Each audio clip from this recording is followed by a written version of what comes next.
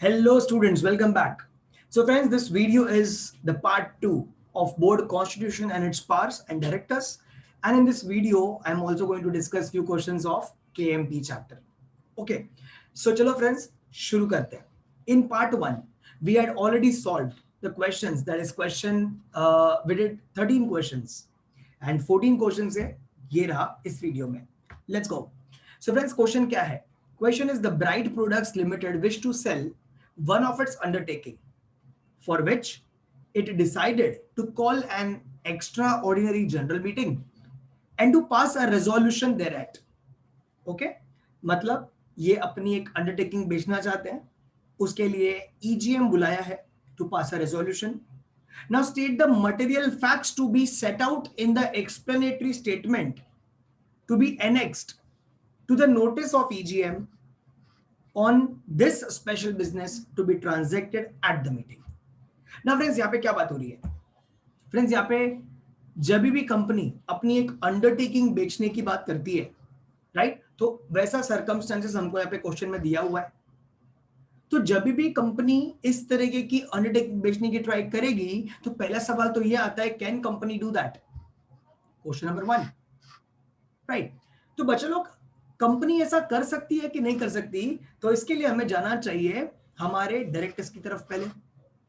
तो हमने section number 179 पढ़ा है. What is that?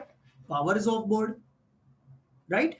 जिसमें डायरेक्टर्स वो सारी एक्टिविटीज कर सकते हैं जो सेक्शन 117 में लिखी हुई है, just by passing the board resolution.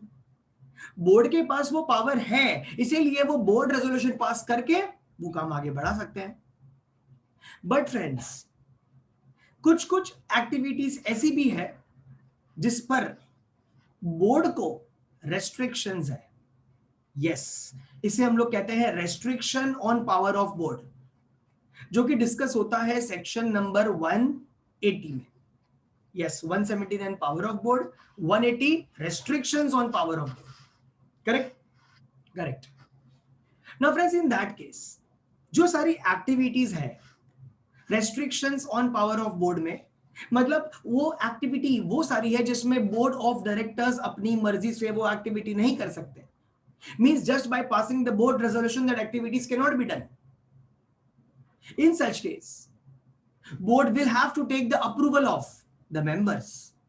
Means वहां पर मेंबर्स का रेजोल्यूशन पास करने की नीड अराइज हो जाती है. Yes, are you getting my point? मतलब स्पेशल रेजोल्यूशन पास करके वो एक्टिविटी आगे बढ़ाई जा सकती है. मेंबर्स को पूछना पड़ेगा, ओनर्स को पूछना पड़ेगा. यस, तो वो सारी एक्टिविटी लिखी गई है सेक्शन नंबर 180 में. Now why I am discussing all this?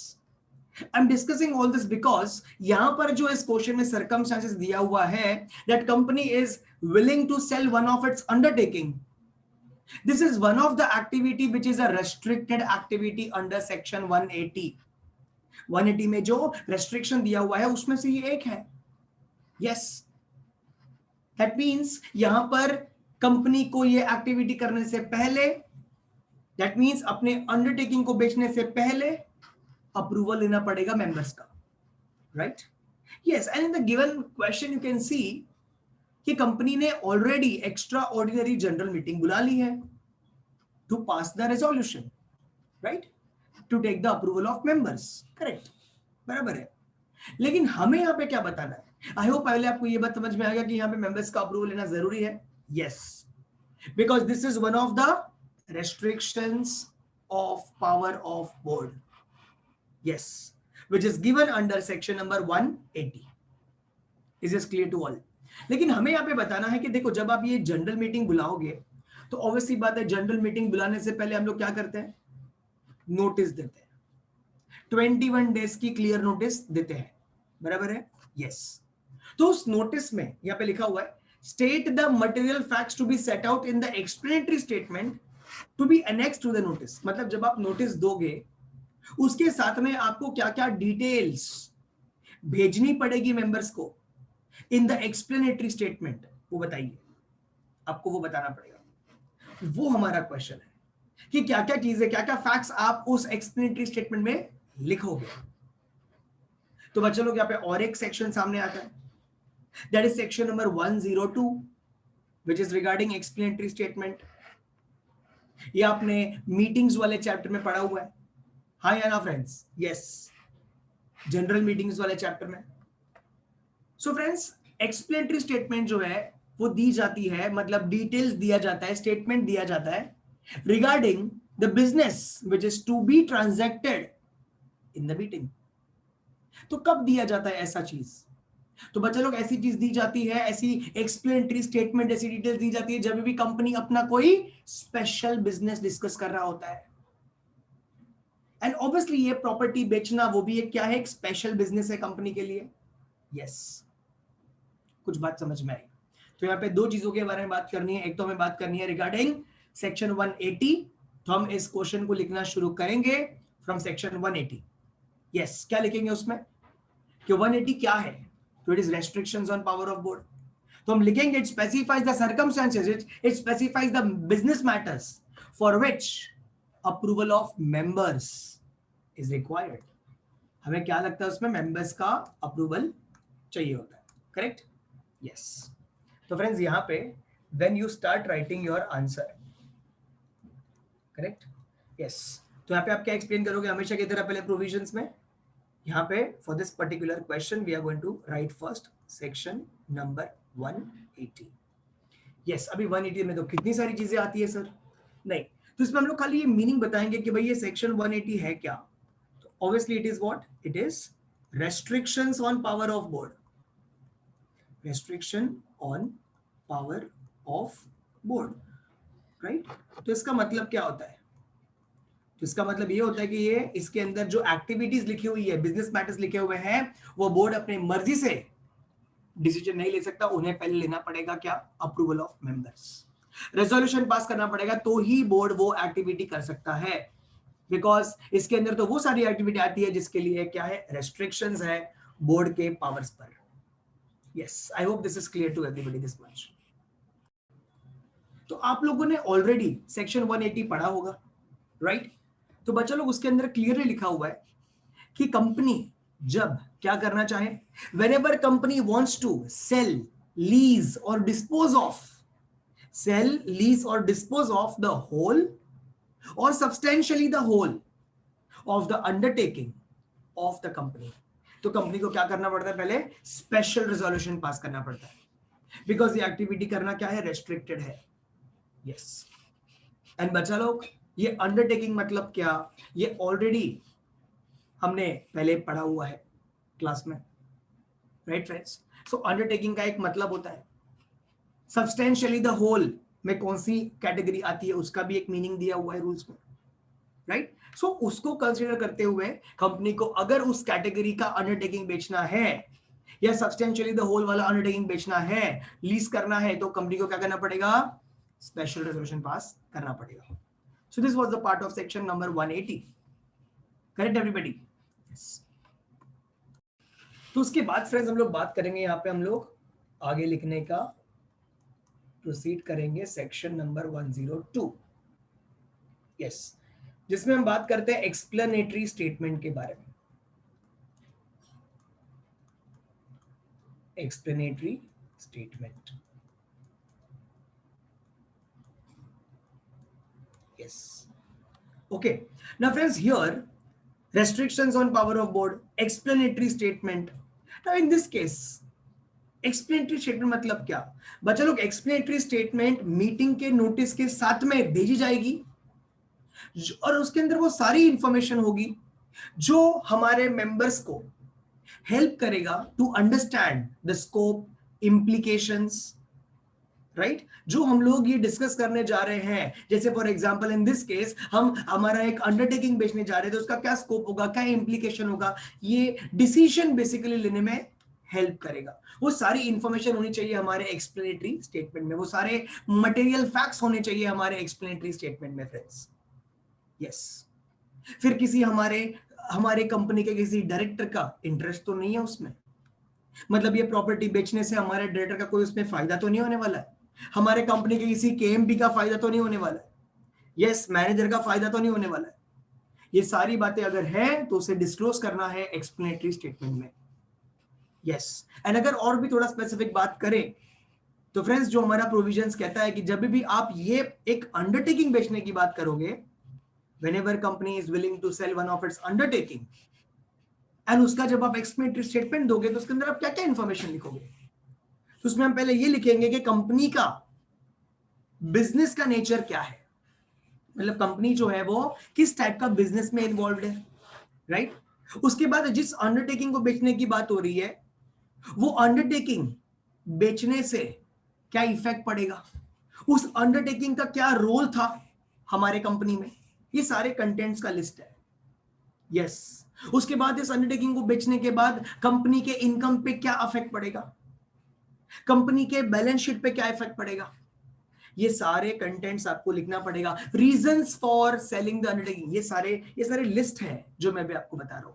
Yes, company का नेचर ऑफ बिजनेस, इस अंडरटेकिंग का रोल क्या था, role of undertaking in the business of company, right? After that किस टाइप का it is going to affect in what manner, company के income पे क्या अफेक्ट पड़ेगा, reasons for selling the undertaking, are you getting my point? Financial effect, other effect, terms and conditions relating to sale of undertaking, are you getting my point? फिर interest हमारे लोगों का क्या था, डायरेक्टर्स का, केएमपी का, उसके अंदर वो भी अगर है तो वो डिस्क्लोज करना पड़ेगा। तो ये सारी बातें क्या है friends? All these are the contents of your explanatory statement which is to be annexed, which is to be attached to the notice of EGM, which is to be conducted for passing a resolution for the particular activity that is sale of its undertaking. तो यहां पे हमारा main question जो है वो है लेकर section number 102 को, and not 108, sorry 180। Getting my point everybody? 180 को लेके यहाँ पे क्वेश्चन नहीं है, इसमें सिर्फ हम लोग 180 छोटी सी लाइंस में एक्सप्लेन करेंगे, एंड 102 का पूरा हम लोग इसको एक्सप्लेन करेंगे। Are you getting my point? Yes. So ये क्या था? ये था हमारा first question of part 2। I hope this is clear to everybody. तो जिन्होंने ये क्वेश्चन फ्रेम किया, सोचिए कितने स्मार्ट है, आपको दो दो सेक्शंस पूछ लिए एक ही क्वेश्चन में, राइट? यस फ्रेंड्स, लेकिन अगर आपने अच्छे से पढ़ा है, definitely you can easily solve this question. Question में डिफिकल्ट नहीं है friends question, right? Let's go friends, आगे चलते हैं। What is next? हमारा नेक्स्ट क्वेश्चन क्या है? Let's go. So I hope friends you will be able to explain this both the sections 180 and 102. तो पहले सारे हम प्रोविजंस लिख लेंगे जैसे मैंने आपको एक्सप्लेन किया, एंड लास्ट में we will give the conclusion, right? Yes. So now what is next? Next आता है हमारा क्वेश्चन नंबर 15 जो कहता है it is mandatory for every director of a company to disclose his interest और nature of his concern in the other companies in which he is a director. Comment. चलो देखते हैं फ्रेंड्स ये क्या question है। Let's go. सो फ्रेंड्स यहां पे हमें याद आता है इस क्वेश्चन में, इस क्वेश्चन की सिचुएशन में section number 184। Yes friends, section 184 किस बारे में बात करता है? Section number 184। Yes. So friends section 184 बात करता है रिगार्डिंग डिस्क्लोजर ऑफ इंटरेस्ट के बारे में। Yes, like for example, let's take one example, जैसे 1, 2, 3 and 4, ठीक है? अभी फ्रेंड्स ये क्या है? ये कंपनी के है बोर्ड ऑफ डायरेक्टर्स, ठीक है? अभी इसमें से ये है मिस्टर ए। यस। अभी ये जो बोर्ड ऑफ डायरेक्टर्स है एक पर्टिकुलर कंपनी के, ठीक है ना, इनकी जो यहाँ पे बोर्ड मीटिंग चल रही है regarding a transaction which is to be done, which is proposed to be done with XYZ Limited, XYZ Limited, ठीक है? तो इनकी कंपनी जो है वो इस कंपनी में, कंपनी के साथ में डील करे या ना करे, ये कॉन्ट्रैक्ट करे या ना करे, इस बारे में क्या है ये? यस, इस बारे में यहां पे चर्चा हो रही है कि भाई क्या करे कि ना करे। तो फ्रेंड्स यहां पर ये लोग जो डिस्कशन कर रहे हैं, मिस्टर ए भी इसमें प्रेजेंट है। Yes. Now you know what happened friends, mister A इस कंपनी का डायरेक्टर तो है, लेकिन mister A is also a director. Mister A is also director of XYZ limited friends. XYZ limited. बात समझ में आई?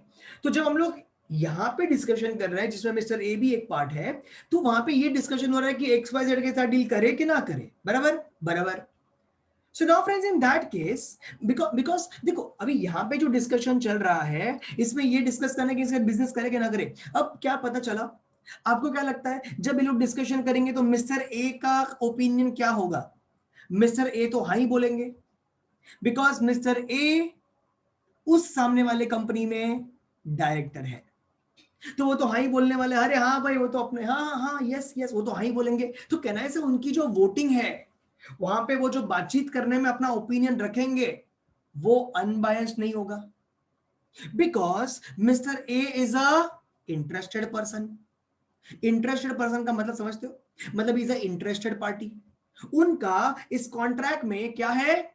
इंटरेस्ट है, हाँ या ना फ्रेंड्स? उनका खुद का भी इसमें फायदा है, तो वो तो यहाँ पे ओपिनियन नो अनबायस्ड वाला तो देंगे ही नहीं, अपना इंडिपेंडेंट ओपिनियन तो देंगे ही नहीं फ्रेंड्स, राइट राइट। तो इसीलिए क्या बोला जाता है कि डायरेक्टर, अगर आपका किसी कॉन्ट्रैक्ट में इंटरेस्ट है, मतलब if you are a interested person, तो आप क्या करेंगे? आप इस मीटिंग में पार्टिसिपेट ही नहीं करेंगे, ऐसा रूल है। एज पर सेक्शन 184 आपको क्या करना है? आपको अपना इंटरेस्ट डिस्क्लोज कर देना है कि आपका अगर इंटरेस्ट है भी तो कितना है, क्या है, everything to be disclosed.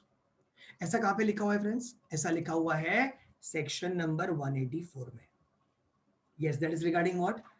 That is regarding disclosure of interest, disclosure of interest. Yes.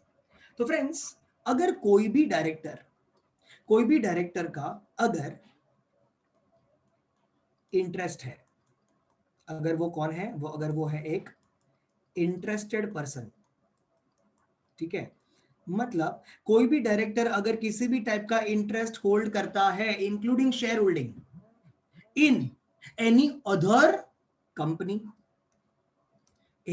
Other company, body corporates, firms, yes, firms, associations, yes, कहीं पर भी अगर आप कौन हो, अगर आप इंटरेस्टेड पर्सन हो, तो आपको क्या करना है? आपको आपका इंटरेस्ट का डिस्क्लोजर देना है। Yes, you need to give the disclosure of interest under section 184. yes, अब सवाल आता है कि कब देना है ये डिस्क्लोजर, कब देना है, कैसे देना है? So friends, this disclosure is required to be given when, तो आंसर आता है एक तो सबसे पहली बोर्ड मीटिंग में, first board meeting in which he participates as a director, मतलब ज्वाइन होने के बाद जो उसकी पहली वाली बोर्ड मीटिंग होगी उसमें उसे डिस्क्लोजर दे देना है कि कौन कौन सी कंपनी में उसका क्या है, इंटरेस्ट है, डिस्क्लोजर दे दो। उसके बाद फ्रेंड्स ऑल्सो उसे डिस्क्लोजर देना पड़ेगा first board meeting in every financial year. Yes, हर एक फाइनेंशियल ईयर में जो उसकी पहली बोर्ड मीटिंग होगी उसमें भी वो क्या करेगा? अपना इंटरेस्ट जो है वो डिस्क्लोज करेगा।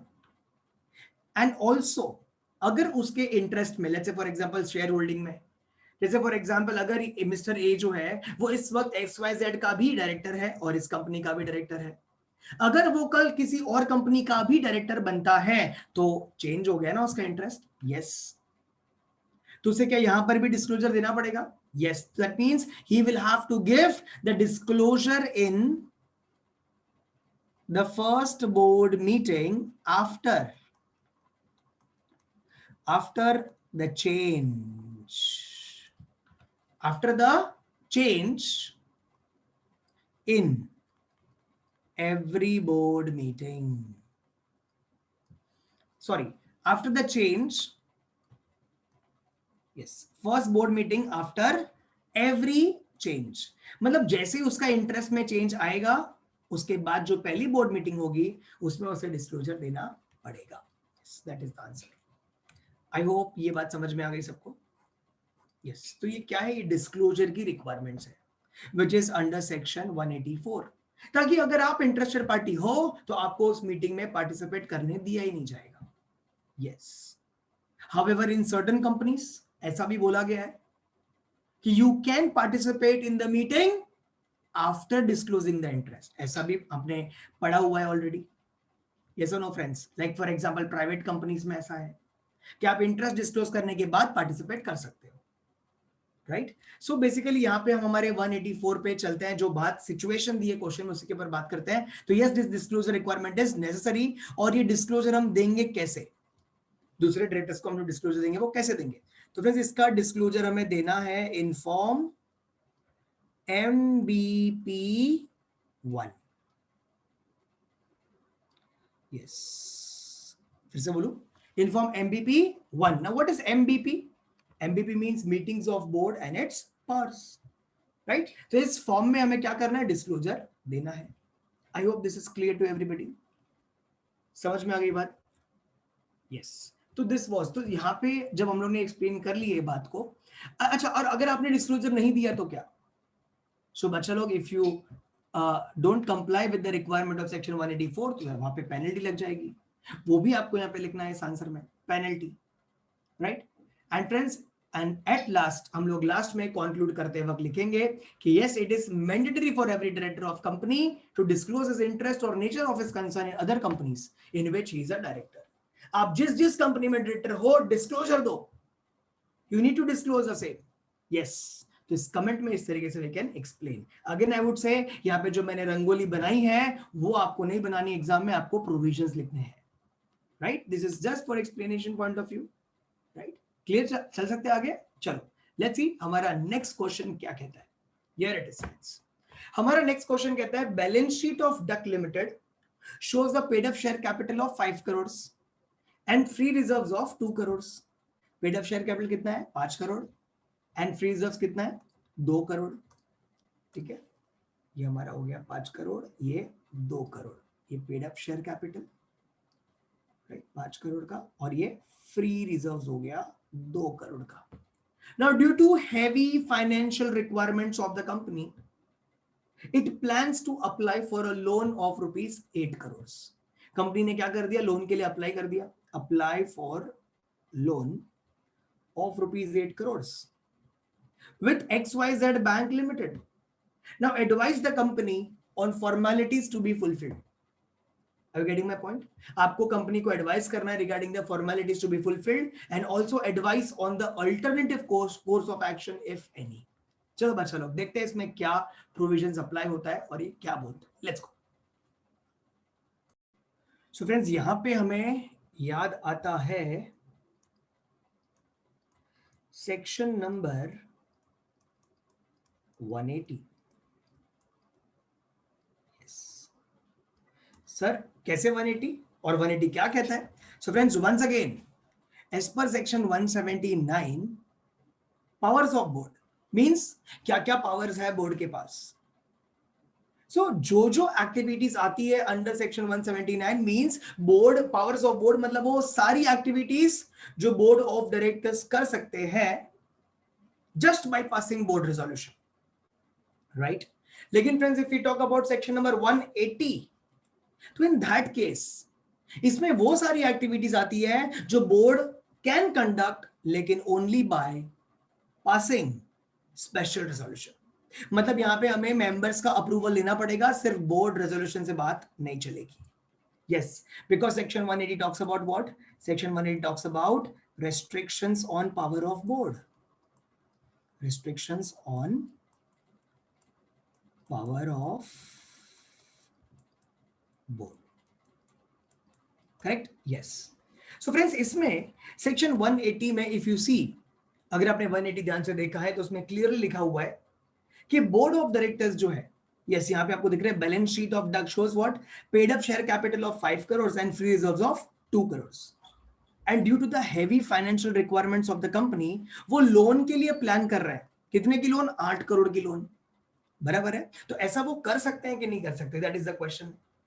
तो friends when you go with the powers of board and when you go with the restrictions on power of board, तो रेस्ट्रिक्शंस में आपको एक पॉइंट मिलेगा क्या, कि जब कंपनी ये पैसा बोरो कर रहा है तो वो कर तो सकता है बोरो, लेकिन लेकिन it should not exceed the paid up share capital plus free reserves of company, इससे एक्सीड नहीं होना चाहिए।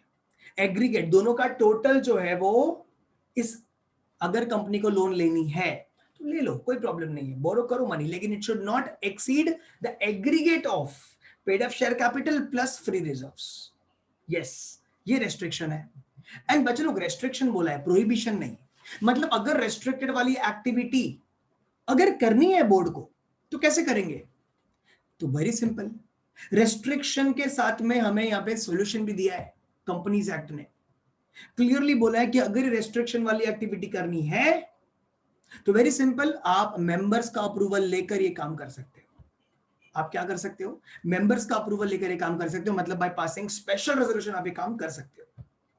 सो this is the provision, right. And जब भी ये कंपनी लोन लेने की बात कर रही है तो लोन तो ले लो, जैसे मैंने आपको बताया लोन लेना अलाउड है, can borrow, board of directors can borrow, लेकिन कितना friends, up to what, up to the paid up share capital plus what, plus free reserves, इतना बोरो कर सकते हैं। ये दोनों का जो एग्रीगेट है वो कर सकते हैं बोरो, इसके एक्सीड नहीं होना चाहिए। अगर एक्सीड होगा तो restrictions on power of board, correct. तो अगर हम लोग यहाँ पे देखते हैं फ्रेंड्स, तो हमारे कंपनी का पेड अप शेयर कैपिटल कितना है, 5 करोड़ का है, 5 CR, प्लस फ्री रिजर्व्स कितना है फ्रेंड्स, 2 CR। सो टोटल कितना हो गया फ्रेंड्स, 7 CR। यस और नो, तो ये 7 करोड़ जो अमाउंट सामने आ रहा है। And now company wants to apply for loan, loan कितने के लिए अप्लाई किया है, 8 करोड़ के लिए। तो चलेगा नहीं चलेगा, नहीं चलेगा, बिकॉज लोन का जो अमाउंट है वो क्या हो रहा है फ्रेंड्स, एक्सीड हो रहा है, एक्सीड हो रहा है, एक्सीड नहीं होना चाहिए। तो सर अभी 8 करोड़ का लोन ले ही नहीं सकते क्या, नहीं ऐसा नहीं है, रेस्ट्रिक्शन है, restrictions on power of board. So friends, if company applies for loan up to ₹7 crore, तो वेरी सिंपल, बोर्ड के पास पावर है, दैट मींस यहां पे सिर्फ उन्हें पास करना पड़ेगा बोर्ड का रेजोल्यूशन। लेकिन अगर कंपनी को चाहिए लोन 8 करोड़ का जो कि एक्सीड हो रहा है लिमिट से, तो इन दैट केस इनको अप्रूवल लेना पड़ेगा मेंबर्स का, दैट इज स्पेशल रेजोल्यूशन पास करना पड़ेगा। Yes, so I hope you got the answer friends. क्या कि इनको क्या करना पड़ेगा, पहली बात तो ऐसा कर नहीं सकते, तो हमने एडवाइस तो दे दी कंपनी को कि आप ऐसा नहीं कर सकते बिकॉज रेस्ट्रिक्शन है। एंड जो अल्टरनेटिव कोर्स ऑफ एक्शन है हमने वो भी बता दिया, advice on the alternative course of action. Alternative ये है कि आप एसआर पास करके ये कर सकते हो, जनरल मीटिंग बुलाकर आप स्पेशल रेजोल्यूशन पास करो एंड ये बात आगे जा सकती है, right friends. So this question was regarding what friends, section number 180। Yes, and friends जब भी हम ये कैलकुलेट करेंगे लोन को, तो उस केस में हमें टेम्पररी लोन्स जो कंपनी ने लेके रखी होती है बैंकर से in the course of business, उसे हमें एक्सक्लूड करना है, उसे हमें इंक्लूड इसमें नहीं करना है, correct. Yes, and anyways temporary loans का भी मीनिंग हमने ऑलरेडी पढ़ा है क्लास में। So I hope this much is clear to everybody. Yes, so friends next question हमारा क्या कहता है, next question is the Charji biotech private limited is a 2-year-old company, okay, that the board of directors of the company wants to contribute 2.8% of its average net profit of the last years to Prime Minister's National Relief Fund. Okay, now referring to the provisions of Companies Act 2013, advise the board. So friends, यहाँ पे हमें कौन सा section याद आता है, अभी contribution की बात हो रही है, right? So friends, here we directly refer to section number 183. Yes, that is contribution to the National Defense Fund. Yes, तो फ्रेंड्स वहां पे क्या बोला गया है, वहां पे ऐसे बोला गया कि the board of directors of any company, board of directors of any company या कोई भी पर्सन जिसके पास अथॉरिटी है, राइट, वो कंट्रीब्यूशन कर सकता है under this section. So friends कितना अमाउंट कंट्रीब्यूट किया जा सकता है अंडर दिस सो आंसर इस फंड पे तो कोई लिमिट नहीं है. Yes, there is no limit on such contribution. And कौन कौन से फंड्स में कंट्रीब्यूशन किया जा सकता है? So friends, contribution can be made to National Defense Fund or any other fund approved by central government for the purpose of national defense. Yes. So उस purpose के लिए yes, there is no limit on the amount. कोई भी company कितना भी amount contribute कर सकती है. But yes, they need to make the disclosure in their P&L account. Yes, ये disclosure देना है. Otherwise, there is no limit on the amount. So, as per the provision, this company wants to make a contribution of 2.8% of its average net profits. So can company do so? Yes, company can go further with it. So I hope this is clear to everybody. So yes, this is not national defense funds, but this is the other fund which can be approved by central government. So in that way, company can go ahead with this type of contribution just by passing the board resolution. Board resolution pass करके ये contribution हो सकता है. Right? So this was the answer, friends. Very simple. Right? So यहाँ पे things to be noted. सबसे पहले, is this allowed? Yes. यहाँ पे contribution under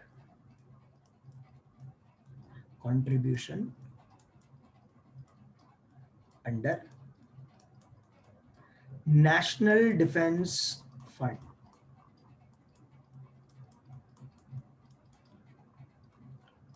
National Defense Fund or any fund approved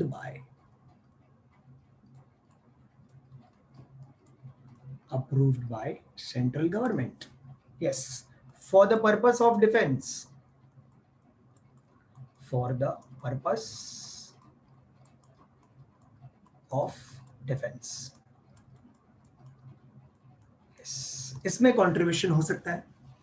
Then what about the amount? तो उसकी कोई limit नहीं है, कोई लिमिट नहीं है अमाउंट पे.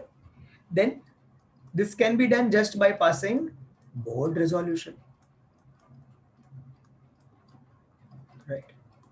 And last point will be the disclosure requirement. Disclosure in P&L account.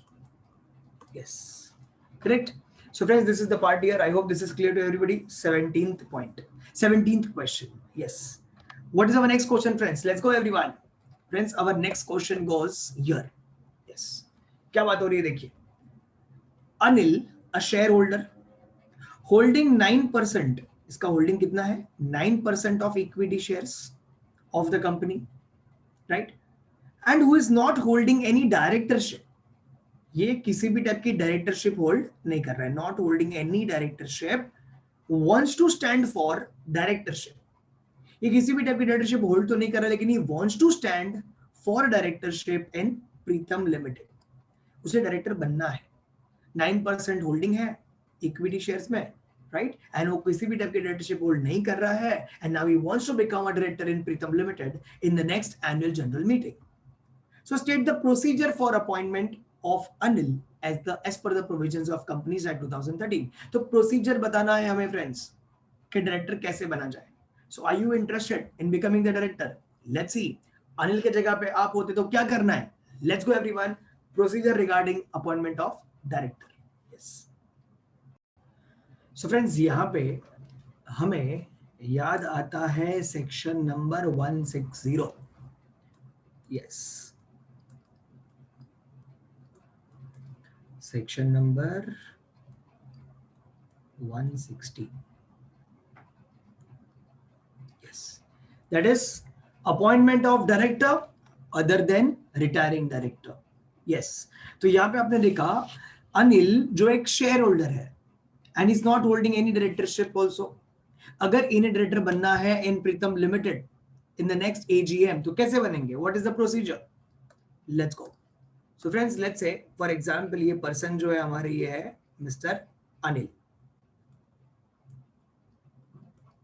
ठीक है. Now इनको सबसे पहले क्या करना पड़ेगा जी? डायरेक्टर अपॉइंट कहां पर होता है बच्चा लोग? In general meeting. Correct? Yes. तो यहाँ पे Mr. Anil will have to approach the company company को बोलना पड़ेगा कि हाँ भाई मुझे बना दो डायरेक्टर। तो कैसे करेंगे वो? So friends, in this case firstly the person who intend, section 160 की बात कर रहे हैं हम लोग। So the person who intend to become the director of company will have to give notice explaining his candidature. Yes, ये भाई साहब को क्या करना पड़ेगा? कंपनी को पहले एक नोटिस देनी पड़ेगी। यस, नोटिस देनी पड़ेगी। नोटिस एक्सप्लेनिंग द कैंडिडेचर कब देनी पड़ेगी notice? 14 days before. 14 days before the AGM, general meeting. Yes. So 14 days before the meeting notice तो दे दी, करेक्ट सर? नोटिस ही देनी है तो कोई बात, फिर नोटिस दी, फिर जनरल मीटिंग होगी, फिर मेंबर्स वोट करेंगे एंड अकॉर्डिंगली अपॉइंट होगा, राइट? लेकिन सर सिर्फ नोटिस ही देनी है तो सब हम भी सब नोटिस दे देते हैं ना बहुत सारी कंपनी में, कहीं ना कहीं तो चांस लग ही जाएगा, ऐसा होता है। नहीं friends, to avoid the non serious candidates, यहां पे ऐसा बोला गया है कि नोटिस के साथ में आपको देना होता है 1 lakh rupees as a deposit. Yes, you need to deposit 1 lakh rupees. ये भी देना होगा along with the notice to the company. I hope this is clear to everybody. 14 days पहले नोटिस देनी है explaining the candidature to the company and along with that 1 lakh रुपया भी हमें साथ में देना है। लेकिन ये 1 लाख रुपए का जो रूल है, this is not applicable in certain cases. Yes, this rule is not applicable, मतलब हमें ये पैसे देने की जरूरत नहीं पड़ेगी। कौन से केस में? तो फ्रेंड्स यहां पे आता है, दो बातें सामने आती है, ठीक है? सबसे पहले, whenever a person is appointed as a independent director, तो in case of appointment of independent director, okay, this is one thing, independent director, या फिर डायरेक्टर जिसको रिकमेंड किया है, या फिर डायरेक्टर जिसको रिकमेंड किया है, director recommended by nomination and remuneration committee. Nomination and remuneration committee जो आपने ऑलरेडी पढ़ा है सेक्शन नंबर 178 में, राइट? सो फ्रेंड्स, अगर ये कमिटी ने रिकमेंड किया था बोर्ड को कि भाई एक पर्सन को, इस पर्सन को अपॉइंट कर दो as a director, in that case उस पर्सन को 1 लाख रुपीस डिपॉजिट देने की जरूरत नहीं है। एंड दूसरा, इंडिपेंडेंट डायरेक्टर को अगर हम लोग अपॉइंट कर रहे हैं, किसी पर्सन को एज अ इंडिपेंडेंट डायरेक्टर हम लोग अपॉइंट कर रहे हैं, इन that case also 1 lakh rupees deposit rule is not applicable. Clear this much everybody? Yes. अच्छा, लेकिन अभी 1 लाख रुपया जो हमने जमा किया है, इसका आगे क्या होगा? मींस ये 1 लाख रुपया दे तो दिया, तो क्या ये पैसा अभी कंपनी का हो गया? नहीं फ्रेंड्स, ये पैसा रिफंड भी हो जाएगा। ये पैसा जो है वो कंपनी क्या कर देगी? वापस पे कर देगी।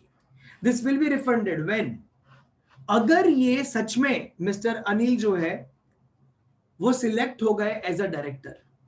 Yes, if the proposed person is elected as a director of the company, select हो गए। Yes, if such person, if such person is elected as a director। अब ये पर्सन इलेक्ट हो गए, इसका मतलब क्या निकलता है?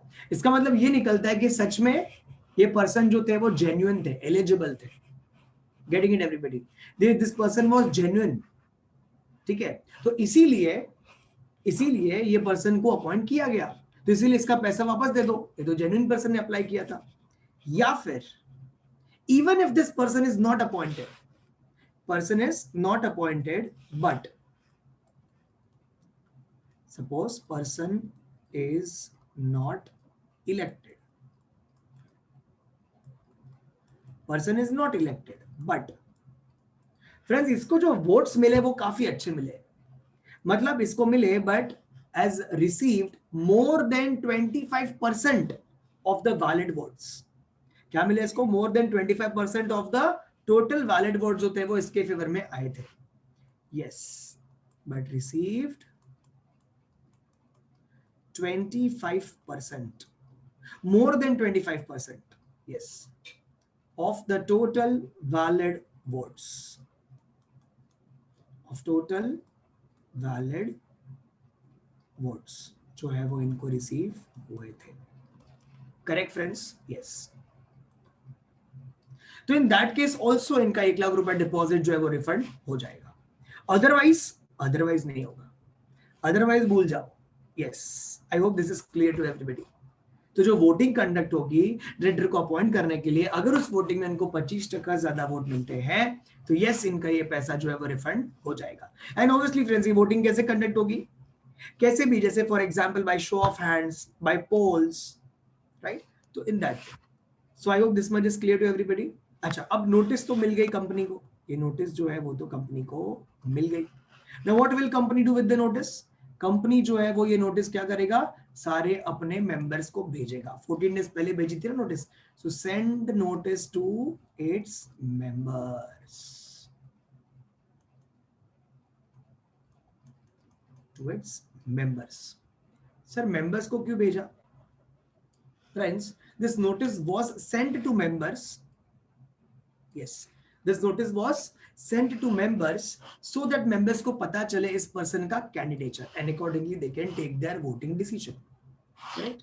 Yes. So accordingly, Anil can be appointed as a director in by following the prescribed procedure.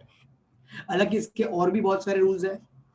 Like for example, अगर किसी पर्सन को निधि कंपनी का डायरेक्टर बनना है तो उस केस में आपको 1 लाख रुपीज डिपॉजिट के बदले देने पड़ते हैं सिर्फ 10,000 rupees as deposit.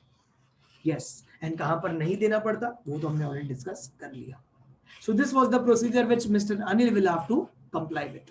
So this is the part of section number 160, appointment of director other than retiring director. Correct? I hope this question and this answer is clear to everybody. So friends, first explain section number 160 in the points, then write the facts of the case, and then give your conclusion that as per the above provision, Mr. Anil can be appointed by following the prescribed provisions. Yes. Fine friends, I hope this was done everyone. 18th question is also over. Let's go to the next question now. Yes, क्या कहता है हमारा next question friends? Let's go.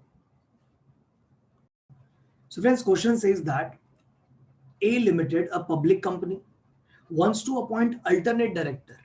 Okay, company alternate director को appoint करना चाहती है. So examine the validity of the acts of the company with reference to the provisions of Companies Act 2013 in the following cases. तो यहाँ पे हमें 2 circumstances दिए हैं. We need to guide the company regarding appointment of alternate director. Now friends, whenever we talk about alternate director, तो कौन सा section याद आता है? Section number 161, subsection number 2. Yes or no? Yes. So यहाँ पे अप्लाई हो जाएगा सेक्शन नंबर 161 सबसेक्शन नंबर 2, जिसमें we talk about alternate director. Yes yes. चलो नाउ यहाँ पे व्हाट आर द सर्कमस्टांसेस. पहली बात तो अल्टरनेट डायरेक्टर के लिए क्या प्रोविजन है फ्रेंड्स? सबसे पहली बात, अगर कंपनी के बोर्ड में, अगर कंपनी के बोर्ड ऑफ डायरेक्टर्स में, बोर्ड ऑफ डायरेक्टर्स में, ओके, कोई भी एक ऐसा डायरेक्टर है, कोई भी एक ऐसा डायरेक्टर है who remains absent, I repeat, who remains absent, okay, who remains absent for not less than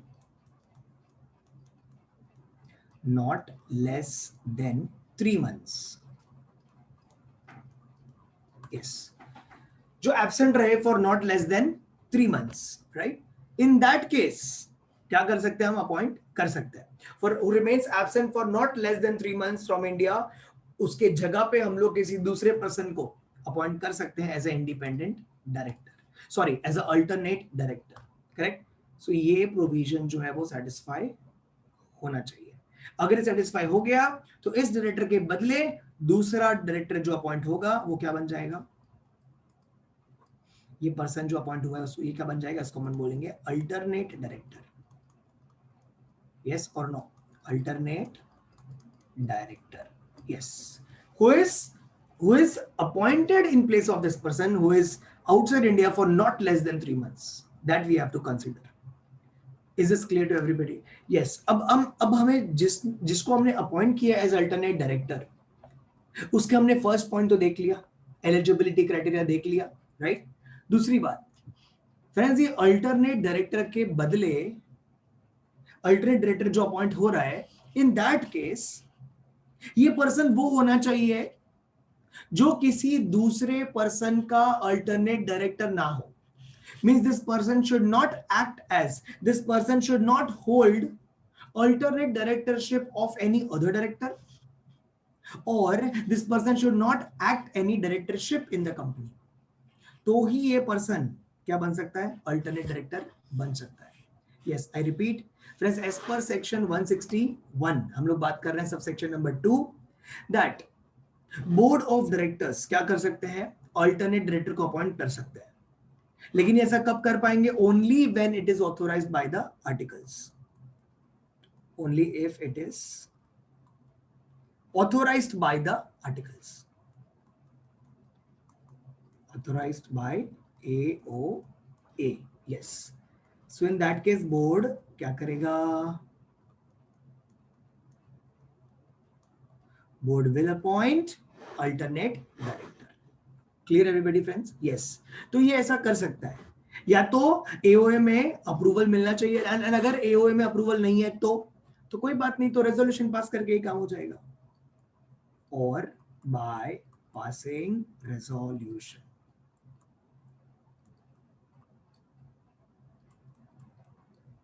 or by passing resolution, this can be done.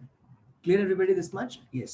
तो हम अपॉइंट कर सकते हैं इस तरीके से अल्टरनेट डायरेक्टर. अब अल्टरनेट डायरेक्टर की जो रिक्वायरमेंट होती है वो कौन से कंपनी में होती है, पब्लिक कंपनी में या प्राइवेट कंपनी में?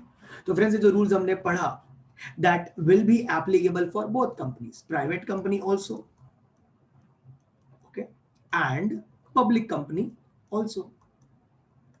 कोई भी दोनों ही टाइप्स की कंपनी में ये रूल्स जो है वो एप्लीकेबल होगा.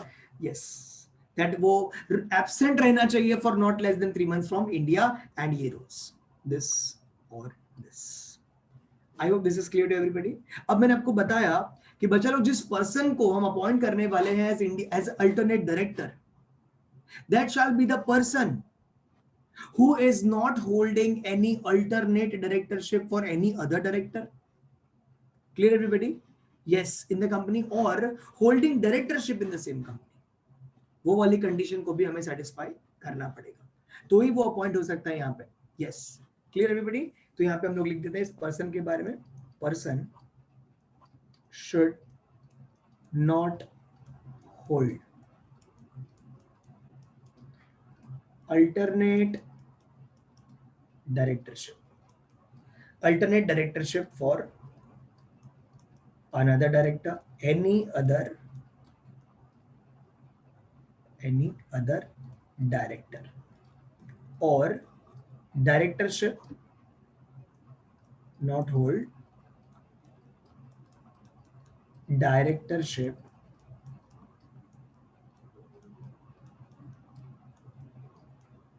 in the company, directorship in the company. yes, clear everybody this much? yes, तो इस पर्सन को हम लोग अल्टरनेट डायरेक्टर अपॉइंट कर सकते हैं. And one more thing, if ये जो पर्सन आ रहा है, if this person is acting as a alternate director for an independent director, मतलब अगर ये इंडिपेंडेंट डायरेक्टर की जगह ले रहा है, तो इन दैट केस इस पर्सन को इंडिपेंडेंट डायरेक्टर की सारी रिक्वायरमेंट्स को सेटिस्फाई करना पड़ेगा, जो कि हम पढ़ते हैं सेक्शन 149 में, सेक्शन 149 सब सेक्शन नंबर 6. तो उसमें जो भी एलिजिबिलिटी क्राइटेरिया लिखी है इंडिपेंडेंट डायरेक्टर की, वो सारी की सारी इसको भी सेटिस्फाई करनी पड़ेगी. Yes, clear this much? तो ये तो हो गया हमारे प्रोविजंस की बात. अभी हम लोग बात करते हैं किसके बारे में, जो सिचुएशंस दी उसके बारे में, राइट? Let's go. तो सबसे फर्स्ट पॉइंट क्या कहता है, सबसे फर्स्ट पॉइंट कहता है D, a director was absent for a period of 2 months, 2.5 months. Okay, 2.5 months के लिए एब्सेंट था. So it is propose to appoint an alternate director. गंदी बात, यहां पे तो ये आएगा ही नहीं। क्यों? बिकॉज आप ऐसे पर्सन के लिए, ऐसे डायरेक्टर के लिए अपॉइंट करने जा रहे हो alternate director who is absent for only 2.5 months। कुछ बात समझ में आ रही है? अल्टरनेट डायरेक्टर तो तब अपॉइंट किया जाता है जब a person remains absent for not less than 3 months। हाँ या ना? Yes, not less than 3 months, that should be the answer here. तो यहां पे तो अल्टरनेट डायरेक्टर अपॉइंट होगा ही नहीं। करेक्ट। यस। उसके बाद नेक्स्ट पॉइंट की अगर बात करें, E a director was absent for 4 months। I repeat, E, a director absent for 4 months, 4 महीने के लिए absent था। हाँ, यहाँ पे काम हो सकता है। It is proposed to appoint F as alternate director। ठीक है, E के बदले किसको रखने जा रहे हैं? F को रखने जा रहे हैं as alternate director। ठीक है, in place of E। Okay, लेकिन एक इंफॉर्मेशन क्या कहती है कि F is already acting as alternate director in A Limited for a director that is G who was absent for 5 months। मतलब हम क्या करने वाले हैं, E जो एब्सेंट था 4 महीने के लिए, उसके लिए, उसके बदले हम अल्टरनेट डायरेक्टर अपॉइंट करने वाले हैं मिस्टर एफ को। करेक्ट। लेकिन मिस्टर एफ जो है वो ऑलरेडी ही is acting as a alternate director in A limited. समझ में आ रहा है मेरी बात? फॉर जी, मतलब ये एफ जो है वो ऑलरेडी किसी दूसरे डायरेक्टर का अल्टरनेट डायरेक्टरशिप होल्ड कर रहा है। So as per the provisions what we have discussed here below, हमने ऑलरेडी देखा कि जो पर्सन है he should not hold any other alternate directorship for any other director। किसी दूसरे डायरेक्टर के लिए वो alternate directorship होल्ड किया हुआ पर्सन नहीं होना चाहिए, then only is eligible। so यहाँ पे तो is already holding। so यहाँ पे मिस्टर ई के लिए हम एफ को तो अपॉइंट नहीं कर सकते, is not eligible, but can we appoint any other person as an alternate director for Mr. E? Yes। Mr E जो एब्सेंट था 4 महीने के लिए, यस, हम मिस्टर ई के बदले किसी दूसरे को अपॉइंट कर सकते, but not F. So that will be your answer. I hope this is clear to everyone. So this was your answer friends to this question. I hope this is clear to everybody, right? This was our question number 19 friends. Yes, clear everyone? Yes, so this was question related to section number 161। yes, let's go next। what is next? yes friends, हमारा next question is question number 20। क्या कहता है? It says that Heal Limited owns a chain of hospitals in Mumbai। इस company का क्या है? Chain of hospitals है मुंबई में। Now doctor Aman who is a practicing surgeon, ठीक है, has been appointed by the company as its non-executive ordinary director। Non executive director as appoint हो गया एक कंपनी में, नॉन एग्जीक्यूटिव डायरेक्टर, and now wants to pay him, company wants to pay him fees on case to case basis for surgeries performed by him on patients at hospital। कुछ बात समझ में आ रही है? यस, सर्जरीज परफॉर्म करने के लिए केस टू केस बेसिस पे इन्हें पैसा दिया जाएगा। Now advice the company whether the payment of such fees to him would amount to the payment of managerial remuneration। मतलब जो इन्हें फीस दी जाएगी केस टू केस बेसिस पर, क्या उसे हम लोग मैनेजरियल रेम्यूनरेशन में कंसीडर करेंगे कि नहीं करेंगे अंडर कंपनीज एक्ट 2013। तो when we talk about managerial remuneration तो क्या बात सामने आती है? कौन सा सेक्शन सामने आता है? सेक्शन सामने आता है that is 197। Yes, so friends यहां पे we go to what's the answer. And यहाँ पे हमको याद आता है section number 197। Yes, clear this much? Yes, let's see क्या कहता है ये, आगे चलते हैं। सो फ्रेंड्स यहाँ पर क्या प्रोविजंस है? फ्रेंड्स सेक्शन 197 कहता है कि अगर किसी भी टाइप का रेम्यूनरेशन दिया जाता है डायरेक्टर को, एंड व्हेन वी से डायरेक्टर मींस वो होल टाइम डायरेक्टर हो, मैनेजिंग डायरेक्टर हो या मैनेजर हो, कोई भी हो इनमें से, ठीक है, अगर इनको कंपनी से किसी भी टाइप की रेम्यूनरेशन मिलती है in any other capacity, in any other capacity, किसी भी टाइप की रेम्यूनरेशन मिलती है in any other capacity, okay, so in that case what will happen बच्चा लोग, that will be treated in the managerial remuneration under section 197. किसी भी type का रेम्यूनरेशन इनको मिलता है that will be included, yes this will be included under section 197. Is this clear to everybody? Yes, इसको हम लोग इंक्लूड करेंगे. I hope this much is clear to all. तो इसे हम लोग इंक्लूड करेंगे, लेकिन बच्चा लोग इसमें एक एक्सेप्शन भी है. क्या? कि जब भी कंपनी किसी भी टाइप का रेम्यूनरेशन को देगा तो उसको हम लोग मैनेजरियल रेम्यूनरेशन में इंक्लूड करेंगे, एक्सेप्ट द फॉलोइंग. यस, इसका एक्सेप्शन क्या है? इसका एक्सेप्शन क्या है? मतलब देखो friends, pay attention everyone. Exception ये कहता है, सबसे पहले अगर सर्विस प्रोफेशनल कैपेसिटी में दी जा रही है, मींस जो सर्विस दी है डायरेक्टर ने, service rendered by the director is of the professional nature. Services rendered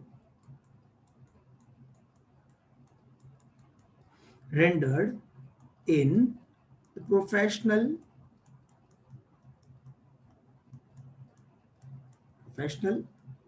nature. Yes. Okay. So in this case अगर ऐसा हुआ तो services rendered in the professional nature अगर हुआ तो in that case इसे हम लोग मैनेजरियल रेम्यूनरेशन के लिमिट में इंक्लूड नहीं करेंगे. This will be excluded. And one more thing, क्या कि जो सर्विसेज दी जा रही है डायरेक्टर के साइड से, हमारे जो कमिटीज है that is remuneration and nomination committee, उस कमिटी के ओपिनियन में या फिर बोर्ड ऑफ डायरेक्टर्स के ओपिनियन में ये डायरेक्टर के पास रिक्वायर्ड क्वालिफिकेशन है to practice such professional nature service. ऐसे प्रोफेशन को प्रैक्टिस करने के लिए इनके पास क्या है? रिक्विजिट क्वालिफिकेशन है for practicing such profession.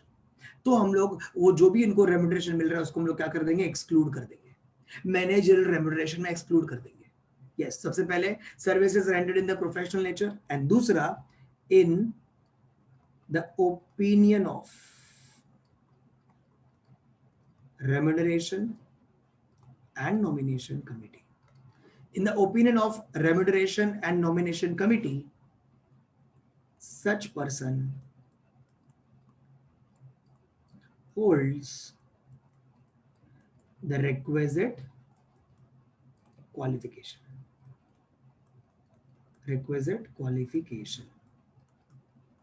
Yes. And अगर कंपनी में नॉमिनेशन एंड रेम्यूनरेशन कमेटी नहीं है तो बोर्ड ऑफ डायरेक्टर्स के ओपिनियन में होना चाहिए. Yes, so these are the two exceptions. I repeat, everybody please pay attention. If any remuneration is given to them, it will be included under section 197, but however these are the two exceptions. Correct? Yes. तो ये तो हो गई हमारे provision की बात. अब अगर हम लोग फैक्ट्स ऑफ द केस देखते हैं तो यहाँ पे क्या बोला गया है कि हील लिमिटेड जो कंपनी है, ठीक है, yes, Heal limited owns the chains of hospital Mumbai. Now यहाँ पे डॉक्टर अमन जो है, जो एक प्रैक्टिसिंग सर्जन है, he has been appointed by the company as a non-executive ordinary director. Director appoint हो गए, and company wants to pay him on case-to-case basis for surgeries performed by him on patients at the hospital. तो मिलेगा कि नहीं मिलेगा? And अगर ऐसा allowed है तो उसे हम लोग उनके मैनेजरियल रेम्यूनरेशन में काउंट करेंगे कि नहीं करेंगे? Let's check. तो बच्चा लोग जनरल तो यही था कि किसी भी टाइप का रेम्यूनरेशन होता है तो वो इंक्लूड किया जाता है. लेकिन यहाँ पे एक्सेप्शंस में क्या बोला है फ्रेंड्स? एक्सेप्शंस में ये बोला है कि अगर सर्विस दी जा रही है प्रोफेशनल कैपेसिटी में एंड अगर उस पर्सन के पास क्या है, रिक्विजिट क्वालिफिकेशन है इन the opinion of nomination and remuneration committee, तो दैट विल बी एक्सक्लूडेड. सो यहाँ पे हम लोग फैक्ट्स लिखने के बाद कंक्लूड करेंगे दैट डॉक्टर अमन जो है, a practicing surgeon, company may pay him on case-to-case basis for the surgeries performed by him on patients at the hospital. ठीक है, लेकिन that amount would not be considered as managerial remuneration if in the opinion of nomination and remuneration committee he holds the requisite qualification and services are rendered in the professional nature. तो अगर ये condition satisfy हो रही है तो हम लोग उसको इंक्लूड नहीं करेंगे लिमिट में, अदरवाइज करेंगे. Yes, that is the answer.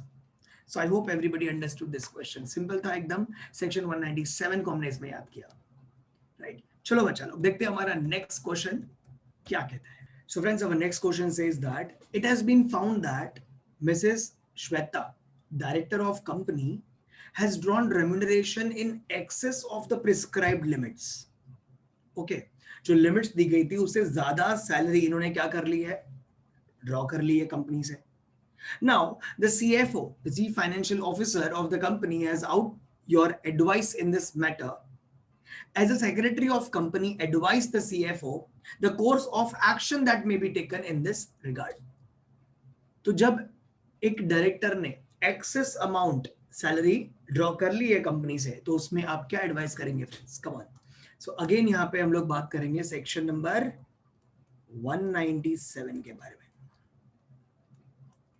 Section 197. Yes. Which talks about what? Which talks about managerial remuneration. Yes. Okay. Now friends, here क्या बात सामने आती है? देखो फ्रेंड्स, अगर किसी डायरेक्टर ने कंपनी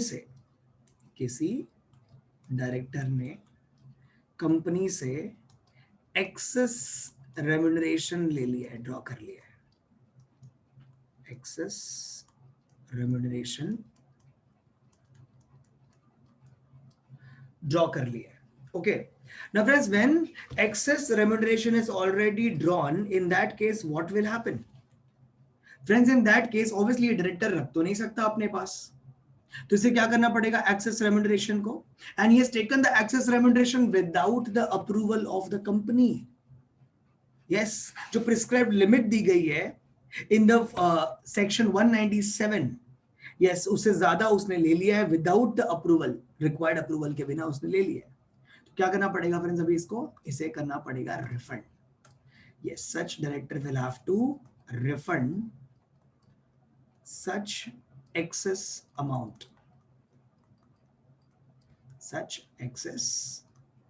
Yes.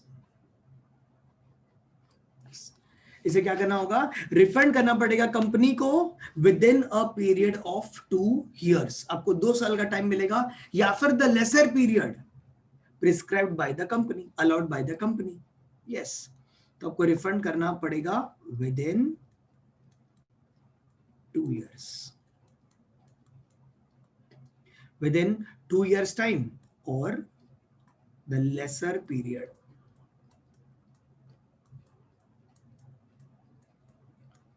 और lesser period allowed by the company. Yes. Okay. So इतने टाइम में इनको रिफंड करना पड़ेगा. लेकिन सर तब तक क्या? 2 years तक क्या? जब तक वो पैसा होल्ड कर रहा है तब तक क्या? So friends, till that time this person is said to hold that money in the trust of the company. मतलब this person holds the amount in trust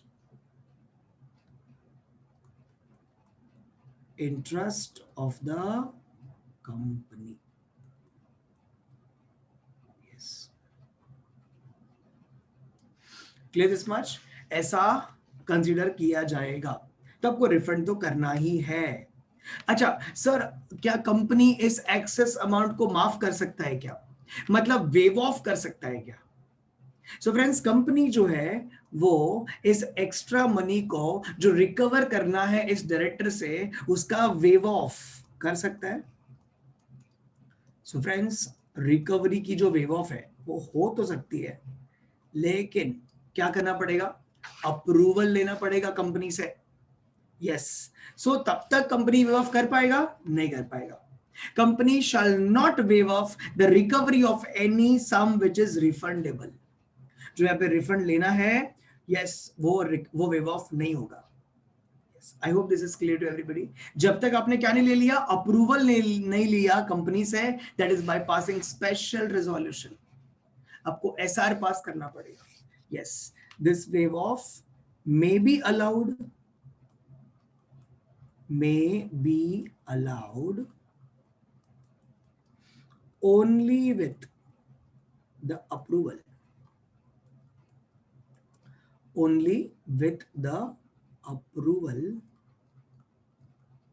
of company, that is by passing SR, that is by passing what, special resolution। ये पास करके आपका special resolution कब तक पास करना है, special resolution पास करना है with in 2 years।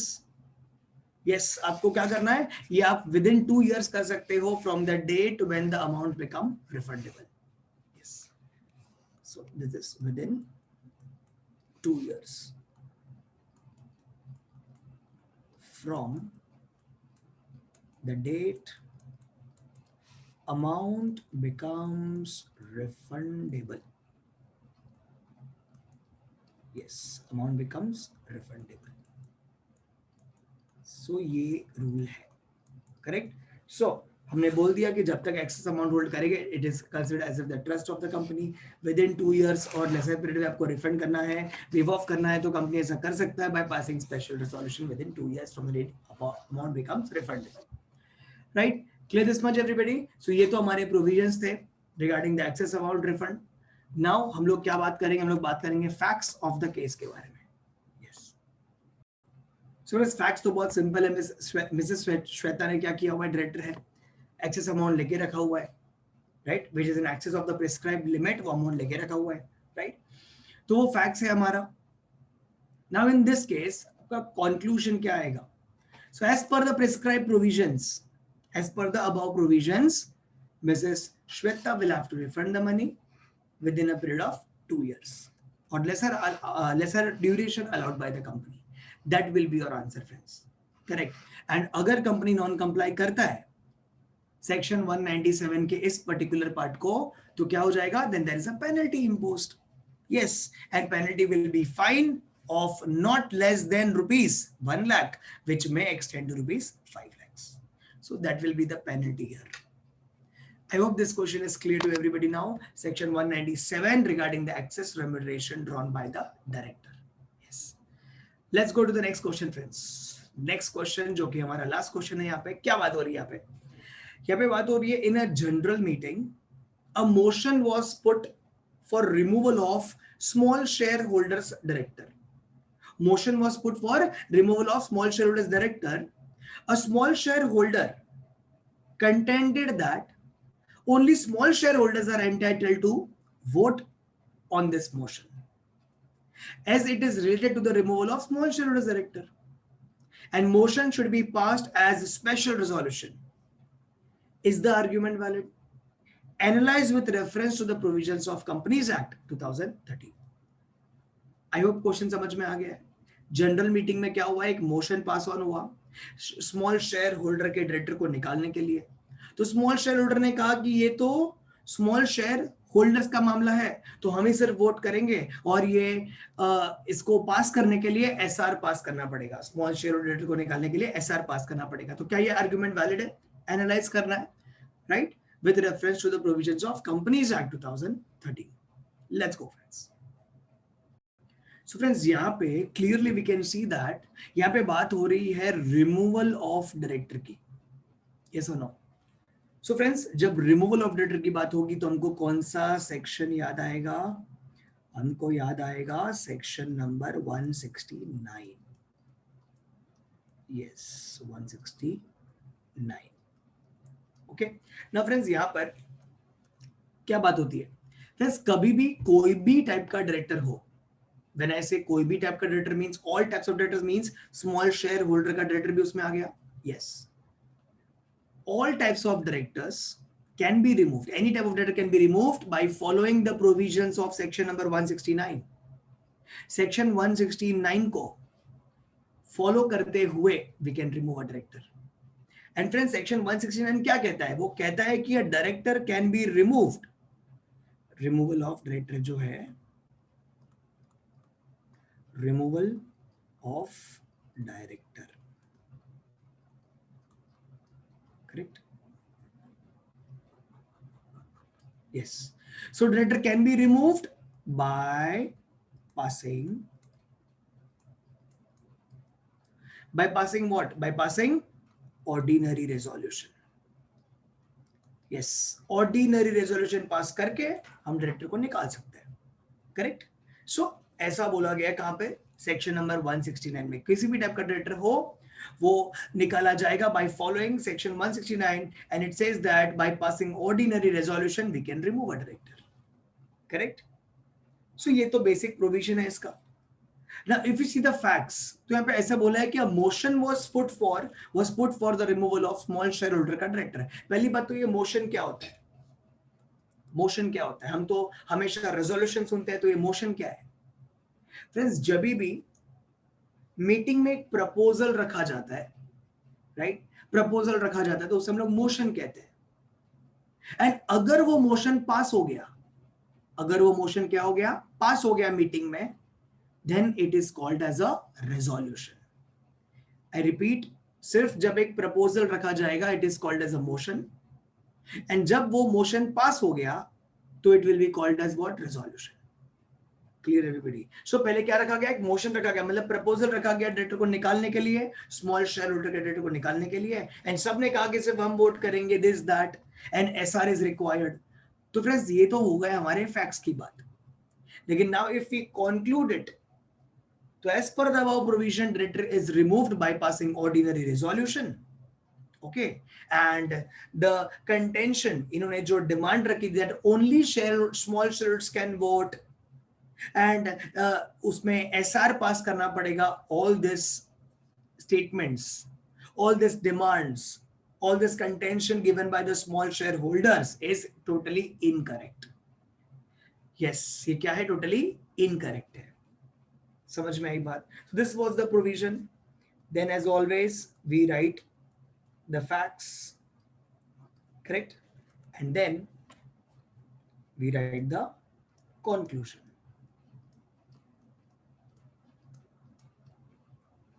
Right? So in conclusion what do we write? Then इनका जो contention है वो totally क्या है? Yes, contention of small shareholders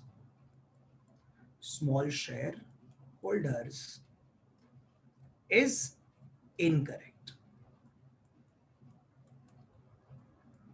Yes, this will be the answer.